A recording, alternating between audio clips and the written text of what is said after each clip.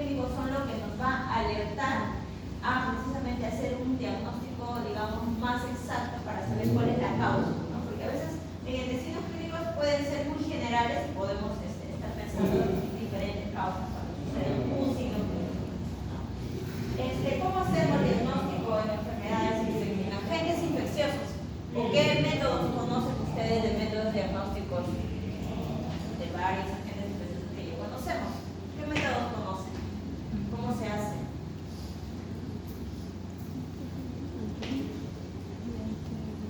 Los que ya conocen. Cultivos. ¿Cómo? Cultivos. Un cultivo, ¿verdad? Ese viene a ser un método de diagnóstico, los cultivos, los que hacemos acá en este curso. Los cultivos. ¿Qué métodos más habremos hecho?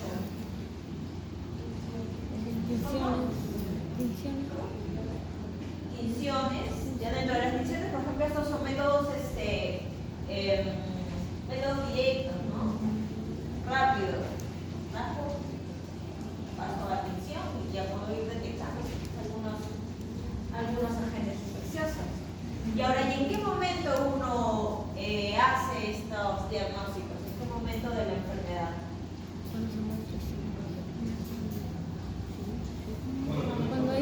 Al inicio, al final, en el medio.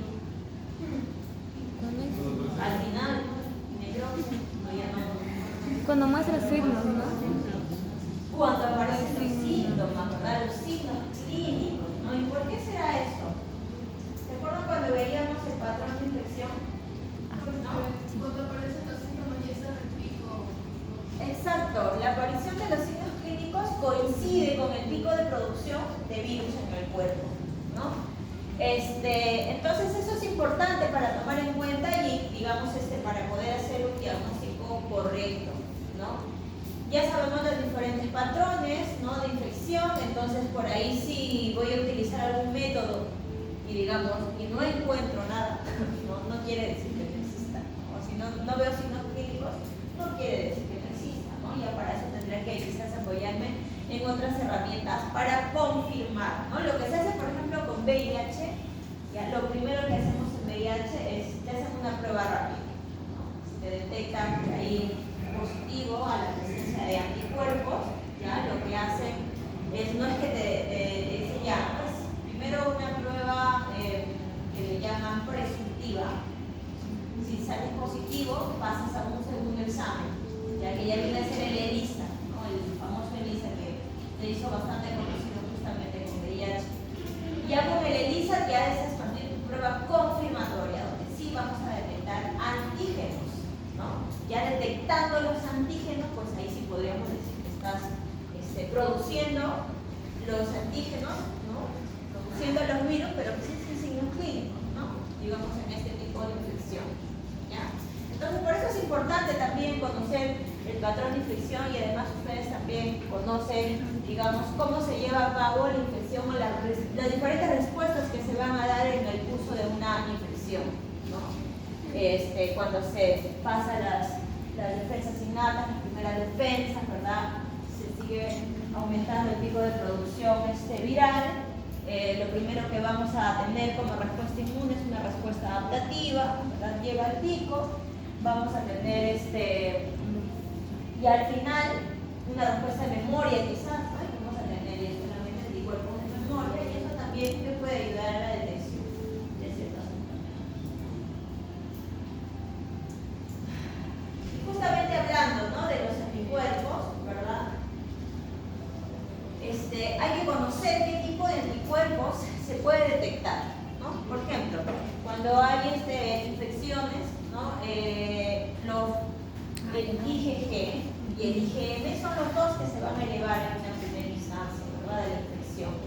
Ahora, entonces, digamos, cuando yo hago mi detección, si quizás estoy haciendo mi detección de anticuerpos en este momento, ¿no?, lo ideal es detectar el IgM, ¿no?, en ese momento, ¿ya? Porque si yo detecto el IgG, ya que también me puede ayudar más adelante cuando ya no hay quizás signos clínicos, el IgG va a seguir, ¿no? Entonces, y eso me puede confundir o me puede dar los falsos positivos o falsos negativos que conocemos, ¿no? O si yo tomo quizás mi toma de muestra antes de los signos clínicos, ¿verdad?, también me van a salir ausencia quizás de anticuerpos. Entonces eso también es importante conocer. Digamos, si yo ya no tengo signos clínicos, he pasado mi periodo de enfermedad, ¿no? Y me hago una prueba y me sale positivo, no me voy a preocupar porque puedo pensar que estoy teniendo en ese momento mis anticuerpos de memoria, ¿no? Eso también pasa con las vacunaciones, ¿no? A veces detectamos anticuerpos vacunales, ¿no? Que son los de memoria. ¿Ya? Otra cosa que hay que saber, el tropismo, ¿no? que hemos estado hablando desde el primer día que hemos hecho virus. ¿Eso por qué? Porque dependiendo de dónde este virus tenga la predicción de replicarse, ¿verdad? Se van a ver los signos clínicos, ¿no? Digamos, si este virus tiene el tropismo con las células del pulmón, ¿verdad? Voy a empezar a ver quizás signos clínicos a nivel respiratorio, ¿no? Secreciones, malestar a nivel de la respiración, quizás. Entonces, mi toma de muestra tiene que ser con respecto a ese signo clínico. No le voy a hacer un hisopado rectal si estoy viendo el problema respiratorio, ¿no? Porque no voy a detectar nada, ahí no se está replicando el virus. Ese virus no tiene el tropismo en el sistema digestivo, ¿verdad? No tiene el tropismo en el pulmón. Entonces, eso también es importante conocer, ¿verdad? Los patrones en los cuales los virus tienen ese tropismo por diferentes tejidos y lo que desencadena en cuanto a los signos clínicos dependiendo de dónde afecte. ¿Para qué nos serviría entonces un diagnóstico viral? ¿Para qué creen que nos serviría? Para dar un tratamiento, ¿verdad?, óptimo al paciente. ¿Ya? ¿Qué más? Quizás para saber la naturaleza de la infección, justo lo que decíamos, ¿no? La detección del IgG o IgM es importante porque con eso puedo saber, digamos, el tipo de patrón quizás de infección o en qué fase de la infección me encuentro, ¿verdad? O si tiene, por ejemplo, la infección la persistente, ¿no? Que no hay signos clínicos, pero he detectado, entonces por ahí me puede dar la sospecha, ¿no? Para dar un pronóstico también, ¿no? Un pronóstico a mi paciente, si va bien, si va mal, para darle el tratamiento. Y además también es importante hacer los métodos de diagnóstico para hacer un reporte epidemiológico y con eso también tener en cuenta, ¿verdad?, cuáles serían los países o los lugares donde está presentándose ese virus, ¿no? Y tomar medidas al respecto, ¿no? Si estoy viendo, como decíamos, los casos de epidemias, los casos de enfermedades endémicas o quizás ya está convirtiéndose en una pandemia, ¿no? Entonces es importante para eso también los diagnósticos virales porque precisamente mediante estos métodos es que se lleva a cabo, por ejemplo, el control epidemiológico. No de la nada. ¿Para qué más nos serviría, verdad? En cuanto al tratamiento, por ejemplo, ¿ya? Si yo detecto positivo a alguna enfermedad viral, ¿verdad? Pues entonces quizás sería innecesaria la aplicación de ciertos antibióticos. ¿Y para qué le doy antibióticos si yo sé que el antibiótico no le va a hacer nada? Aunque en algunos casos se pueden dar antibióticos de formas preventivas, quizás cuando sabemos que ya está muy deteriorado, quizás la infección viral está siendo muy fuerte en mi paciente y quizás estoy viendo que está debilitándose y está empezando a tener infecciones secundarias, ¿no? Pues quizás en ese momento sí podríamos brindarle, ¿no?, un antibiótico para prevenir estas infecciones secundarias. Por ejemplo, en época de COVID, si nos mandaban, ¿se acuerdan? ¿Qué tipo de antibióticos nos mandaban en COVID? Que se acabó incluso en las farmacias, no había ivermectinas. ¿Ivermectina? No, sí, es un antibiótico. No conozco. Esa cosa. ¿Les dio COVID a ustedes? No, esa cosa. Sí, no tiene cajas de Medicina, ¿cómo? Claritromicina, más o menos, sí, también cuando se acababa la claritromicina, que no, paracetamol. Paracetamol también le mandaba.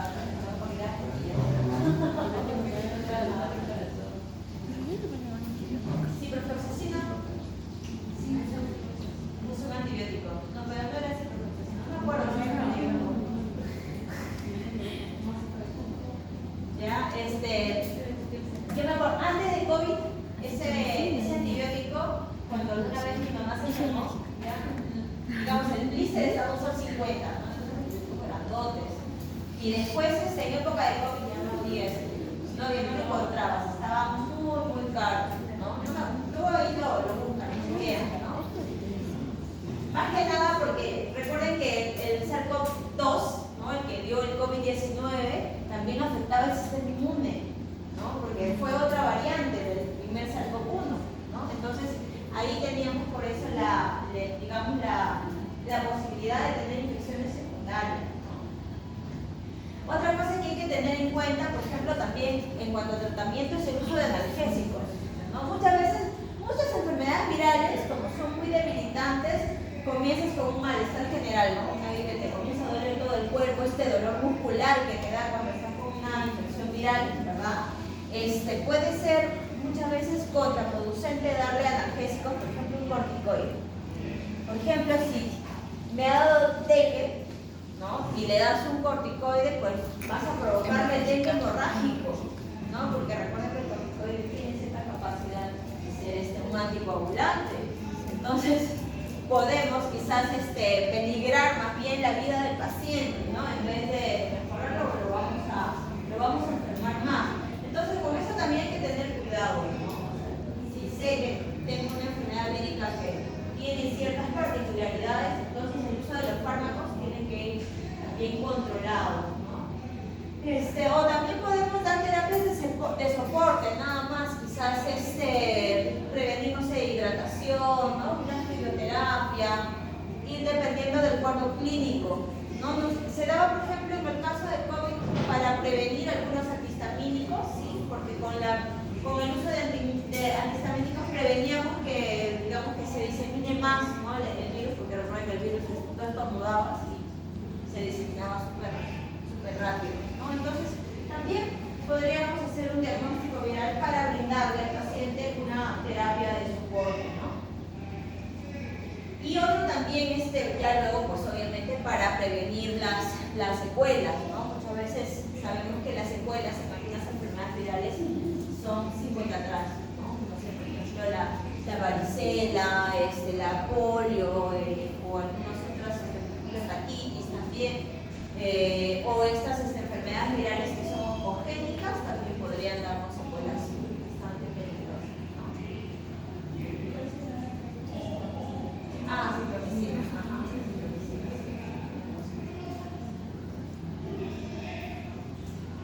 Y si hablamos digamos, ¿para qué nos serviría el diagnóstico en un contexto de epidemiología, ¿no? Que también es muy importante, ¿verdad?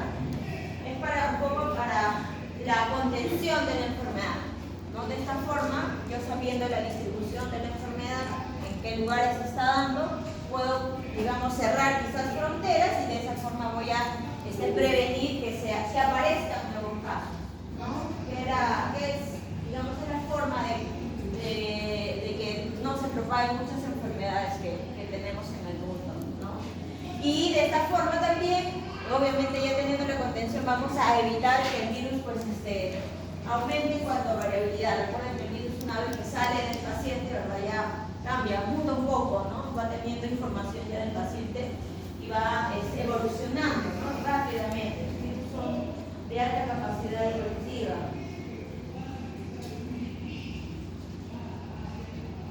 Y también para la toma de decisiones. Si ya presento casos positivos, quizás podríamos tomar una decisión en cuanto a la contención, quizás aislamiento de pacientes, si ya son casos más grandes, la cuarentena, ¿verdad? Que decíamos que es uno de los mejores métodos para la contención. Entonces, ¿cuáles tendrían que ser los retos que tiene el diagnóstico viral? Recuerden que los virus no tienen una facilidad como para ser aislados como una bacteria, como un parásito, ¿no?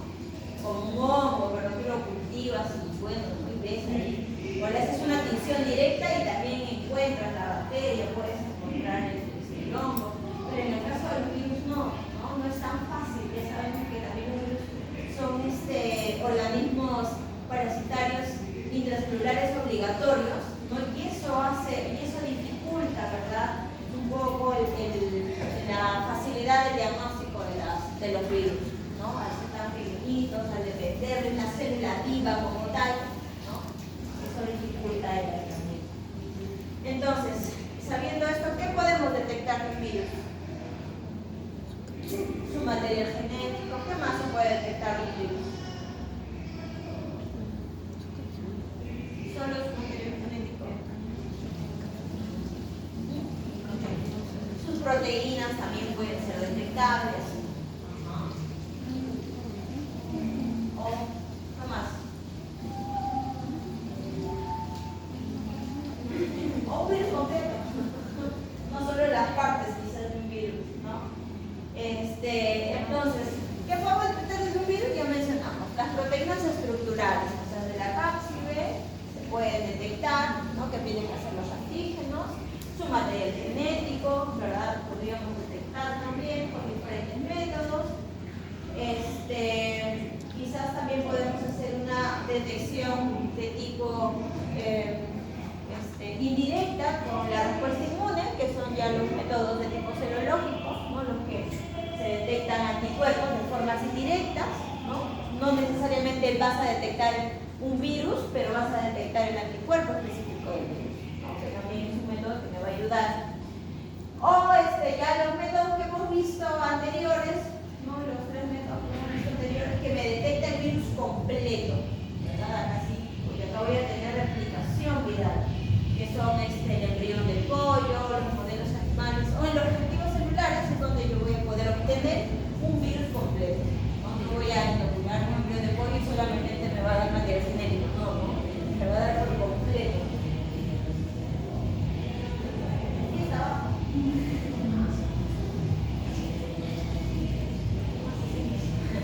Bueno. Entonces, dependiendo de cuál sea mi método, ¿no? También hay que tener en cuenta que hay ventajas y desventajas, un poco para considerar cuando tenga mi resultado, ¿no? Y vamos, en cuanto a la detección de los virus, de los métodos que detectamos los virus completos, los 3 métodos, ¿ya? La ventaja de estos métodos es que se detecta, ¿no? Con mayor facilidad cuando tenemos poquita muestra, ¿no? Porque cuando yo inoculo poquita muestra, por ejemplo, a mi cultivo celular, en mi célula se va a replicar el virus, ¿no? Entonces, con poquita muestra puede ser posible, ¿no? La detección del virus.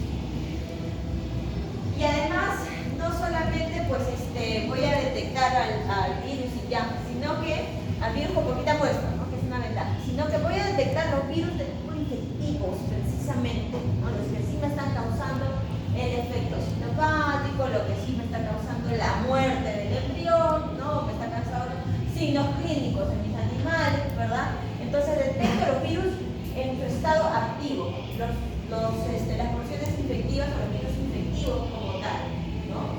Esa también es una ventaja que tiene este método, estos métodos, ¿no? Y es mucho más precisa, precisamente por eso. Pero también tiene sus desventajas, ¿no? Entre sus desventajas ya hemos visto que toma tiempo el resultado, sobre todo si son animales, ¿verdad? Puede tomarse quizás hasta 15 días para poder ver algún signo clínico.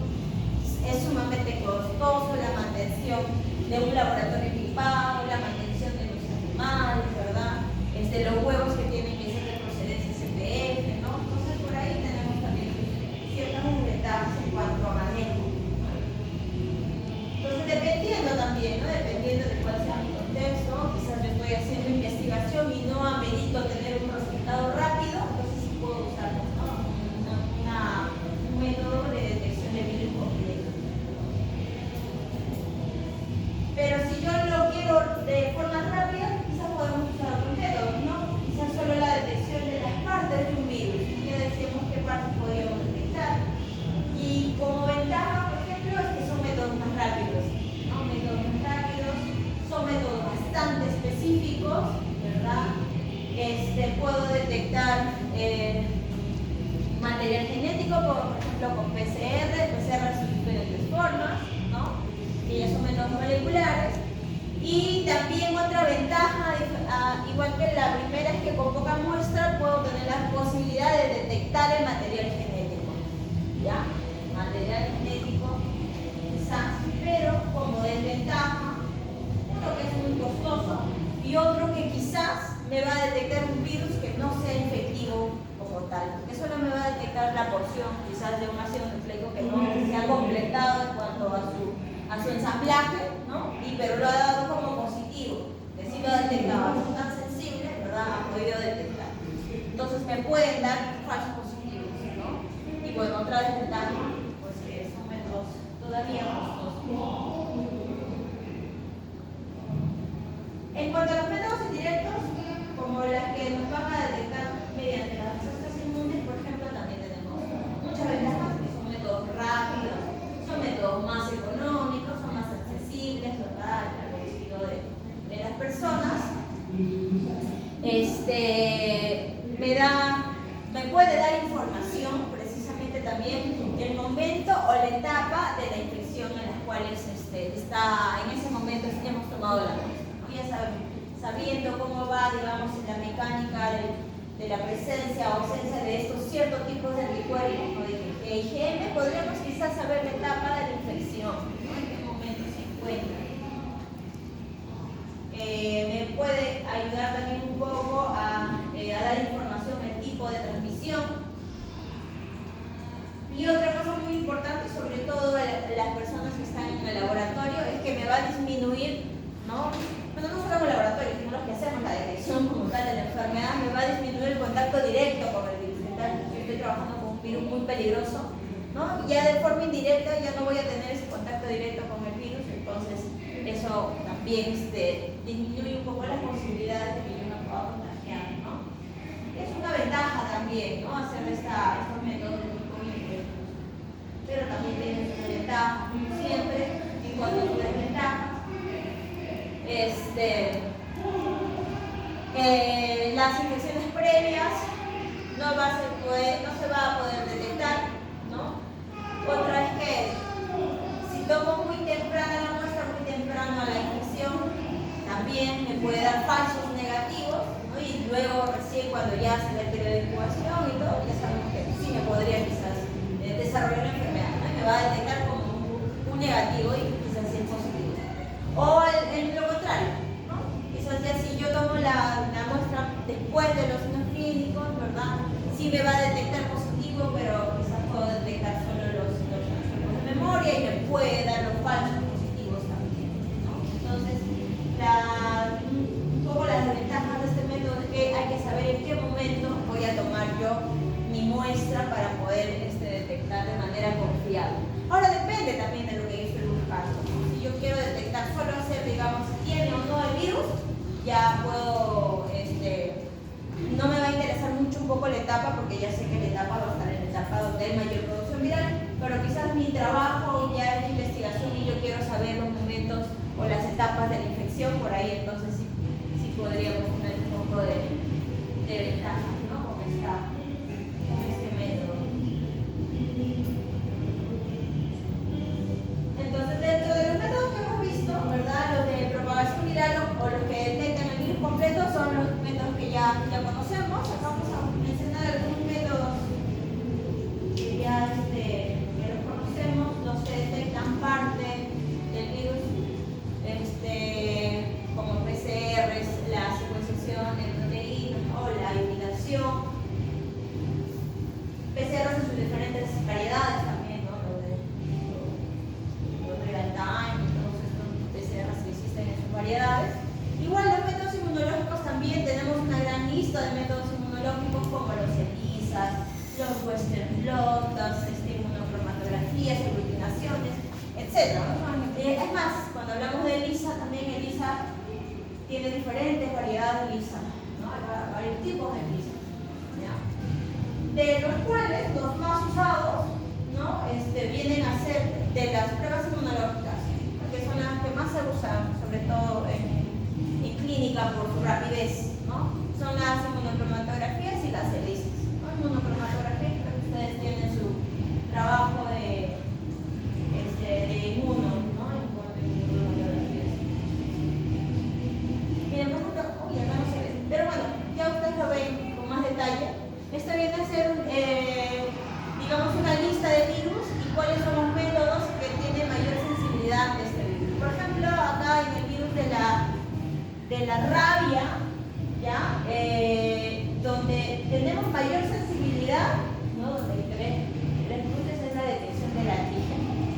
puedo detectar el antígeno en rabia? ¿Cómo pueden detectar el no bailen, chicos? No bailen, tranquilos. Ya la veo Isabel bailando ya. Ay, debe trabajo. Debe estar ella bailando. ¿Cómo detectan antígenos en rabia? ¿Cómo podrían hacerlo? ¿Con cuáles de los métodos que hemos mencionado?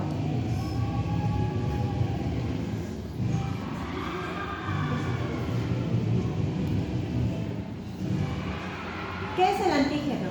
Ustedes saben inmuno. ¿Qué parte del virus es un antígeno? La parte efectiva, ¿verdad? Una porción del virus, la porción que va, digamos, va a activar al sistema inmune, se le denomina antígeno, ¿no? Entonces, si sabiendo que el antígeno es parte del virus, ¿qué método ustedes emplearían para detectar un antígeno en rabia?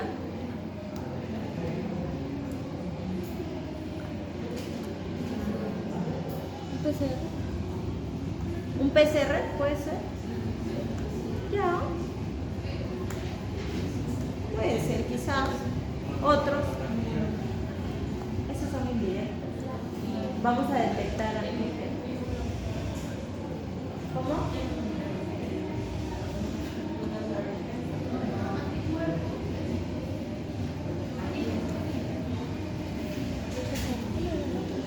Parte del virus, o quizás el virus completo.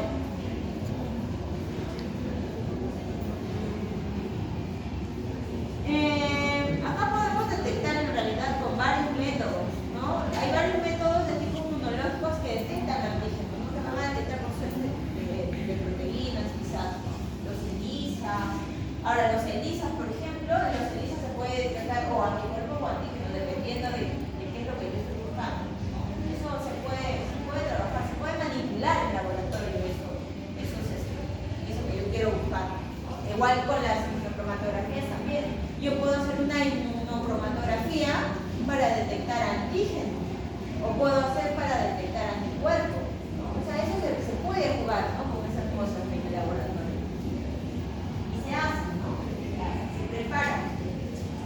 Ya lo que nos meten los que nos meten en el mercado ya vienen todos preparaditos con sus marcadores, simplemente te dicen, traes la muestra o de sangre o de heces, ¿no? Entonces ya no te da más detalles, ¿no? De cómo ha sido obtenida esta prueba.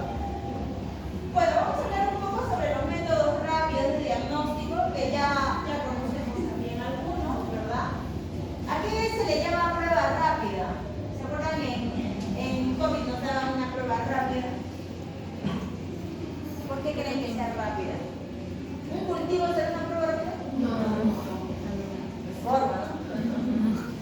¿Una inoculación en animales? Tampoco.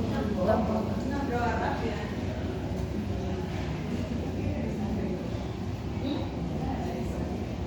¿De la de sangre? No.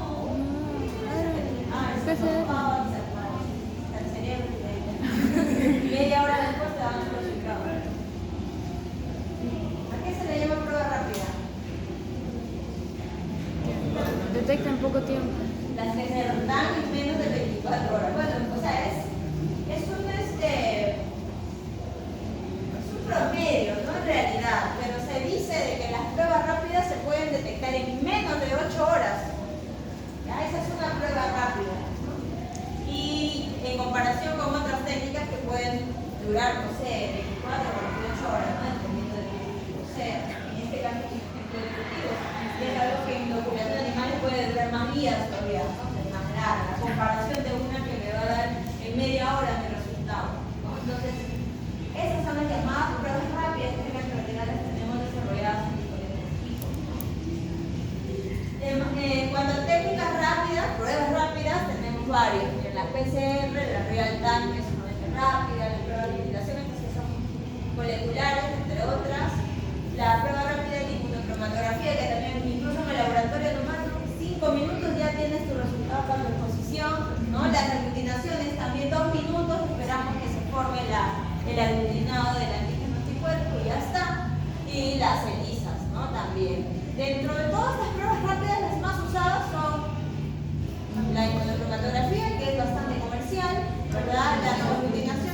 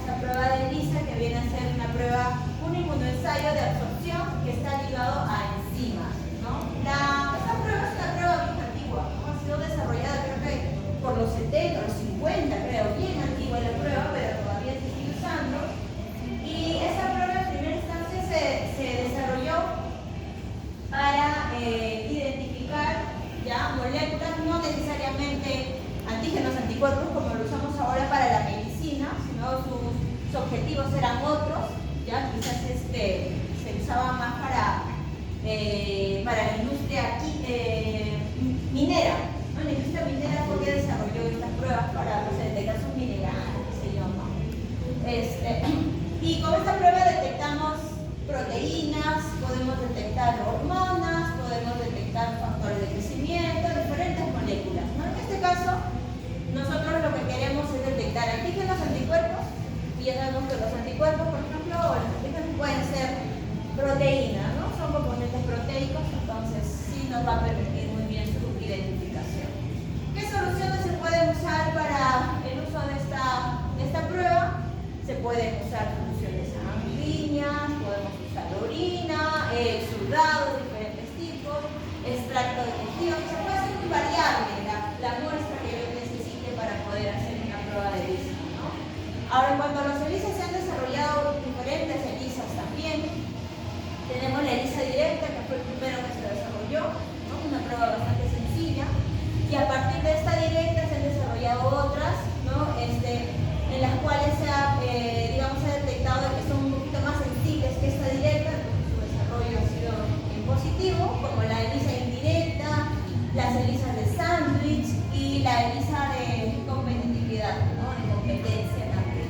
Son estos 4 tipos de ELISAs que tenemos en la actualidad desarrolladas.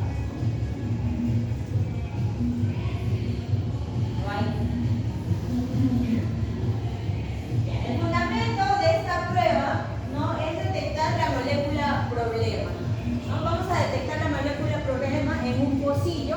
Lo que hacemos es, primero inmovilizamos la molécula problema en un pocillo de polietileno, que es, digamos, un tipo de plástico, ¿no? Especial para ese tipo de pruebas, ¿ya?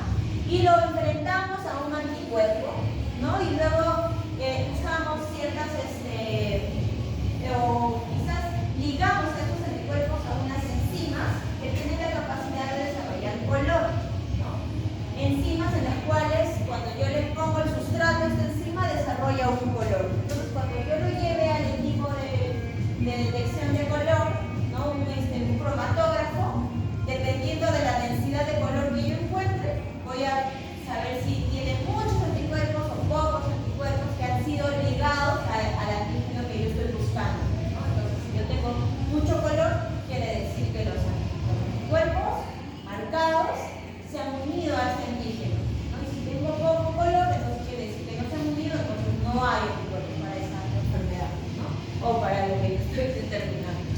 Ahora, para esta prueba, por ejemplo, se usan, sabemos que en cuanto a los anticuerpos, tenemos anticuerpos monoclonales que detectan una sola región del epítopo, o tenemos los policlonales, ¿no? Los que más se usan para esta prueba son los policlonales, que pueden detectar diferentes regiones del epítopo. ¿Qué es el epítopo?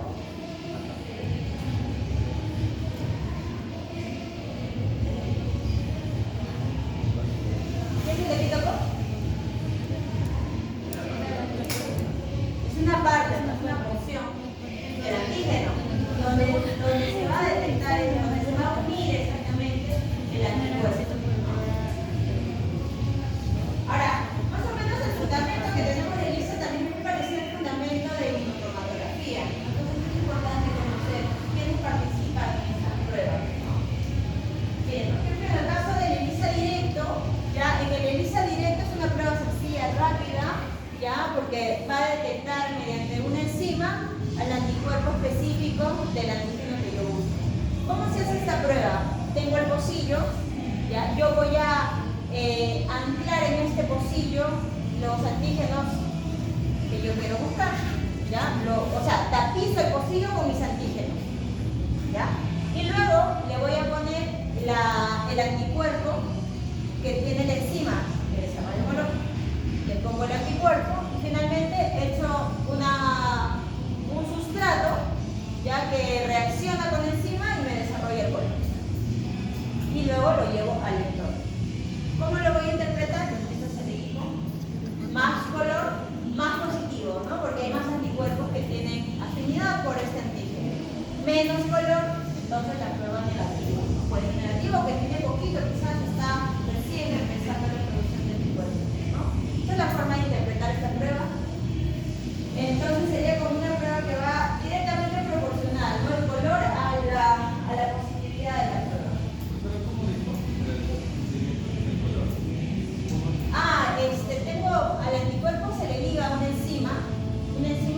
yo le echo un sustrato, desarrolla un color. Y lo que detecta el equipo es el color. Cuando reacciona el colorante, el marcador que le ponen al anticuerpo con este sustrato. Esta prueba se hace mediante varios lavados. Ahorita lo estoy explicando rápidamente, ¿no? Tiene varios pasos. Yo le pongo el anticuerpo, espero que se incube mi placa, todo esto se pegue, lo lavo, lo enjuago para sacar todo y espero que esto ya haya quedado pegado. Luego, ¿no? En un segundo paso, echo el anticuerpo marcado, espero un tiempo, lo incubo para que se dé la reacción, se una a los antígenos, ¿verdad? Lo lavo, lo enjuago. Luego, es otro paso, ¿ya? Echo un sustrato que es específico para esta molécula de color. Si se desarrolla, o sea, si tienen afinidad, si se unen, ¿verdad? Va a desarrollar el color. Acá nuevamente, echo mi sustrato, lavo, enjuago y lo llevo al lector. Si se ha quedado, me va a desarrollar mucho color. Eso quiere decir que el anticuerpo se ha quedado pegado al antígeno cuando lo lleve al lector. En cambio, en este proceso de lavado, si no se ha unido, se ha ido yendo, ¿verdad? El anticuerpo que no es específico a este antígeno se va a ir yendo. Y cuando lo ponga el lector,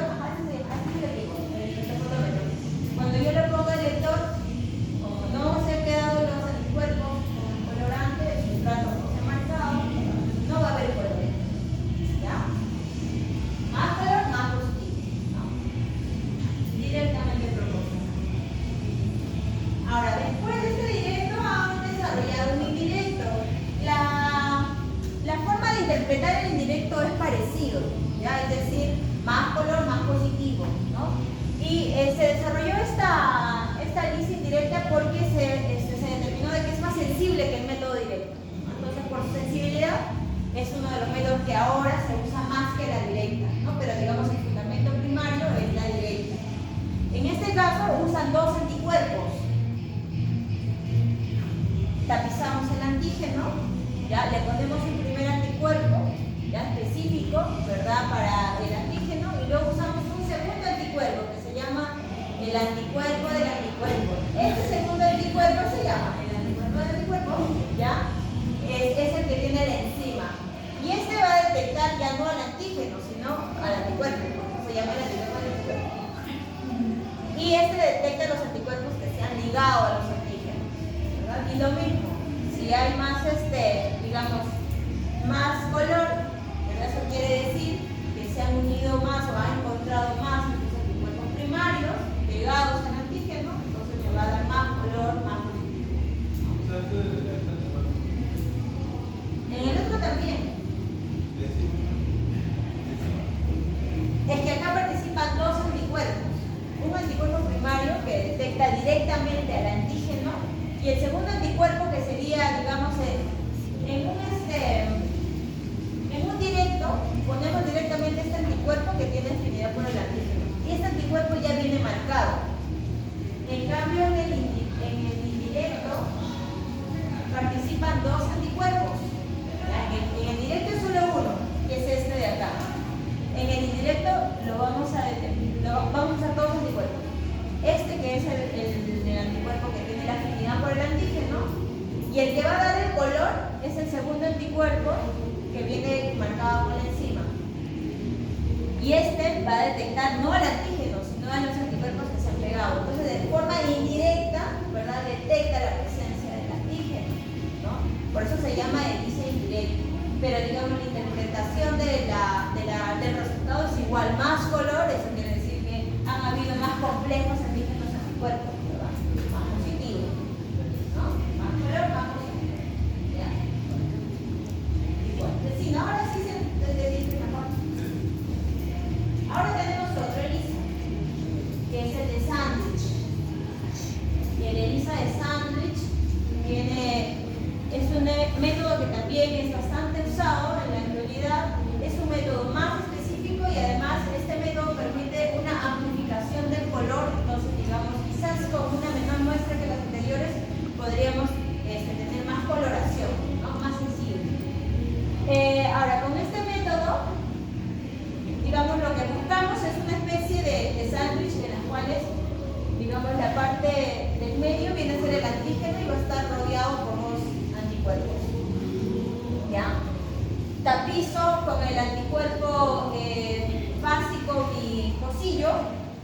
¿ya? Luego he hecho mi proteína problema, que dice acá, que viene a ser el antígeno, ¿verdad?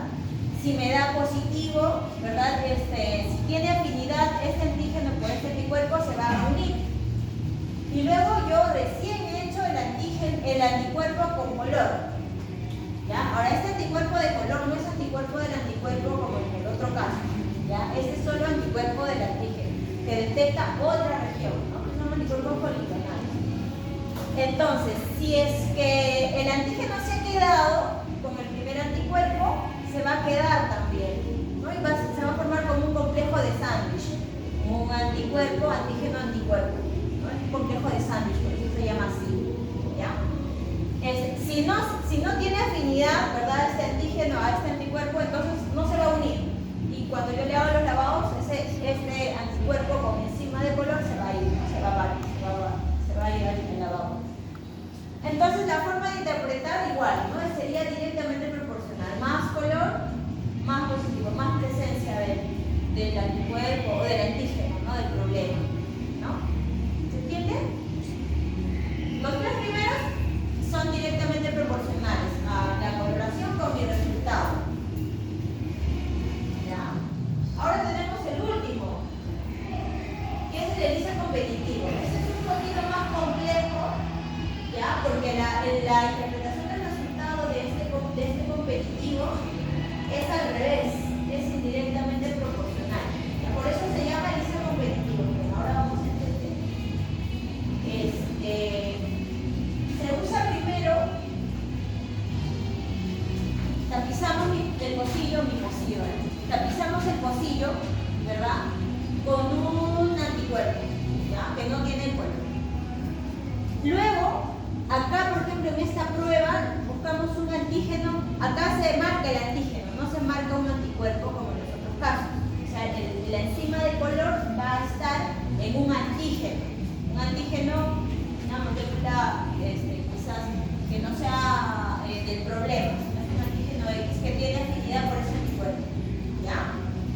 Entonces, primero tapizo con el anticuerpo, luego le aplico el antígeno marcado, ¿ya? Que tiene afinidad, sabemos que tiene afinidad por este anticuerpo, y luego he hecho mi antígeno problema, ¿ya? Entonces, de manera competitiva, mi antígeno problema va a comenzar también a unirse a estos anticuerpos, como se dice, van a competir por el espacio, ¿no? Es más, hasta le puede ganar, ¿no? Y luego recién echaría el sustrato, y cuando yo lavo, al momento de hacer los lavados, ¿verdad? ¿Qué va a pasar? Que cuando yo tenga más color, es decir, que se ha quedado en mayor medida mi antígeno marcado, que no es mi idea, lo que yo quiero es mi antígeno problema, ¿verdad? Entonces, si tengo más color, quiere decir que la prueba es negativa, no se ha pegado mi antígeno problema, no se ha unido a este anticuerpo, ¿no? En cambio, si tiene menos color, ¿qué quiere decir? Que ha competido, ha reemplazado el lugar de mi antígeno con la enzima que desarrolla el color, y este se ha pegado más, ¿no? Mi antígeno problema. Ha ganado y por lo tanto va a desarrollar menos color. ¿Sí se entiende? ¿Sí? Entonces, en este caso la interpretación, ¿verdad? Va a ser al revés. Más color, más negativo, ¿verdad? Menos color, más positivo, por la competitividad que hay entre los antígenos, el antígeno específico y el antígeno propio, ¿ya?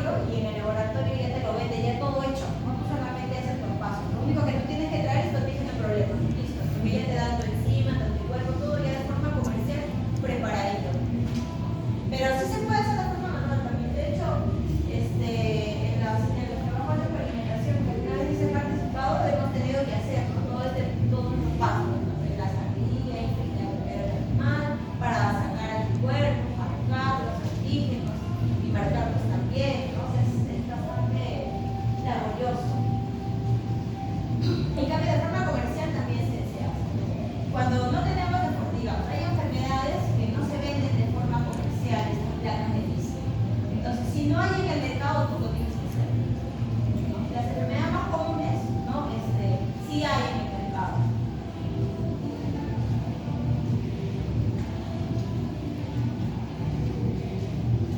Esta prueba, ¿quién me lo explica? Esta prueba sí se la sabe. Es otra prueba rápida, ¿no?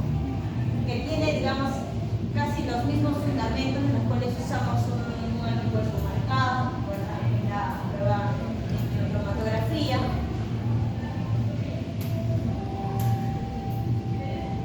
¿Qué otras enfermedades se detectan con inmunocromatografía? El líquido, ¿qué más? Anaplasma, Distemper, anaplasma, ¿cómo? leptospira, Babesia, leptospira, giardia, varicivir, coronavirus, varias enfermedades. ¿Qué provoca? Influenza y parvovirus. Y ustedes saben. ¿Ya? ¿Quién me explica? ¿Entienden la figurita?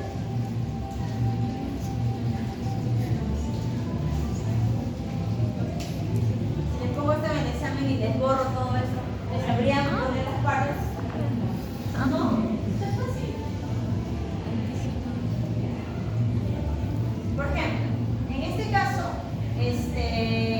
esta prueba se usa en un casetito, ¿no? Como estos. Este casetito estaría al revés, ¿no? Porque la muestra acá dice, se me muestra, acá se pone la muestra, ya, el casetito va al revés, ya. Esta prueba, en este casetito, tiene una membrana de nitrocelulosa, que es una membrana sumamente absorbente, ¿no? Y está dividido en varias secciones este casetito, ¿no? Todos nos escuchan atentos a su posición. Entonces, en estas secciones, ya, nosotros vamos a preparar primero un anticuerpo en la primera sección. El anticuerpo que está marcado con un colorante, que en este caso usamos el oro coloidal, ¿no? Y se tienen grandes cantidades de este anticuerpo marcado, porque este anticuerpo marcado no solamente me tiene que marcar a mi antígeno si es que me da positivo, sino que también me tiene que marcar mi control si es que me da positivo o negativo. Entonces tiene que estar, digamos, en grandes cantidades, ¿ya? Y estos anticuerpos con oro coloidal están como que libres en esta nitrocelulosa, no están fijos, no están libres. Una vez que cae la muestra, ¿verdad? Una muestra líquida, por eso generalmente son muestras líquidas, ¿no? No sé, suero sanguíneo, muestras hisopados, pero que tienen que estar con sus buffers, ¿no? Que son líquidos también para que precisamente sea absorbida por esa nitrocelulosa y siga avanzando, ¿no? Cuando la muestra cae, va a empezar a arrastrar a estos anticuerpos libres marcados, ¿no? Si el anticuerpo es el que yo estoy buscando y la prueba me va a dar positivo, ¿ya? Este anticuerpo marcado se va a unir al antígeno, ¿no? Se van a unir, va a seguir avanzando. En una segunda sección, esta es la primera, segunda, en una tercera sección vamos a encontrar otros anticuerpos que me detectan otro lado del antígeno. Puede ser el lado opuesto del antígeno. De tal forma que la porción marcada de mi primer anticuerpo quede para arriba y me desarrolle el color. Es la línea que vemos. ¿Ya ven? Está en otro lado del antígeno, otro lado del epítopo, quizás, otro epítopo, ¿no? Pero como les decía que hay grandes cantidades de este anticuerpo marcado, esto va a ser, los que han quedado libres va a seguir avanzando. Va a seguir avanzando y vamos a encontrar otros anticuerpos ya fijados, que son anticuerpos del anticuerpo, así como en el caso del indirecto. Y ese anticuerpo del anticuerpo tiene afinidad por ese anticuerpo con color y al momento de unirse, ¿verdad?, va a desarrollar el color. El color va a quedar arriba y se va a formar la línea de control, ¿no? Este siempre va a estar fijo, ¿no? Esto es en un caso positivo, entonces me voy a tener las dos líneas marcadas, ¿no? Uno con el anticuerpo que se une al otro lado del antígeno y el otro con el anticuerpo del anticuerpo. Entonces se desarrollan las dos líneas y me da positiva mi prueba, ¿verdad? Si en caso fuera negativo, ¿verdad? Pongo la muestra, el antígeno no tiene afinidad por mis anticuerpos marcados, pero esta muestra va a seguir avanzando. Esto, como ya le he puesto el fluido, va a seguir avanzando, va a seguir avanzando. Como no haya antígeno, ¿verdad? Y este anticuerpo no tiene afinidad por este anticuerpo, sino por el final, este va a seguir avanzando y al final se va a desarrollar solo el del control, el anticuerpo del anticuerpo. Entonces acá solamente voy a tener una línea de color, ¿no? Una línea desarrollada. Entonces este es el fundamento de la prueba. Positivo cuando se dan las dos líneas, cuando el antígeno tiene afinidad por el anticuerpo marcado y un anticuerpo que está en una segunda sección, ¿verdad? Y luego se da también un anticuerpo del anticuerpo que tiene afinidad por el anticuerpo marcado. Las dos líneas marcadas. Y en un caso negativo solo se va a marcar en el caso del anticuerpo del anticuerpo, al final del casillero. Ahora, hay pruebas inmunocromatográficas que son variantes, ¿no? de estas pruebas. Por ejemplo, tenemos algunas variantes en las cuales cambiamos un poco el marcador, ¿no? Quizás ya no usamos solo coloidal, sino usamos un color fluorescente, ¿ya?